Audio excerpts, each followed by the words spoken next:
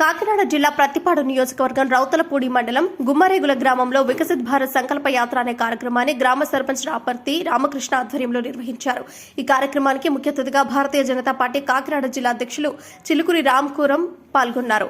ఇక ఈ కార్యక్రమంలో కేంద్ర ప్రభుత్వ పథకాల గురించి ప్రజలకు అవగాహన కల్పించారు.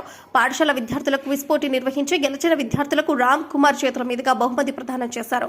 ఈ సందర్భంగా ప్రధానమంత్రి ఉజ్వల యోజన పథకంలో ఉచిత గ్యాస్ కనెక్షన్ కోసం దరఖాస్తు చేసుకున్న వారికి రాపర్తి రామకృష్ణ చిలుకూరి రామ్కుమార్ చేతుల మీదుగా లబ్ధిదారులకు అందజేశారు.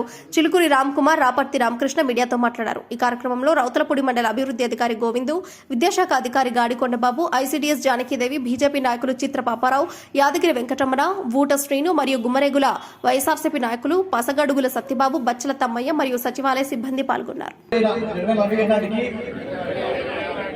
భారతదేశాన్ని అభివృద్ధి చెందిన మరియు స్వావలంబన దేశంగా మనస్తత్వం యొక్క ఏదైనా జాడను మన వారసత్వాన్ని సెలబ్రేట్ చేసుకుంటాము, ఐక్యతను బలోపేతం చేసి నిర్వర్తిస్తాము అని మేము ప్రయత్నం చేస్తున్నాము.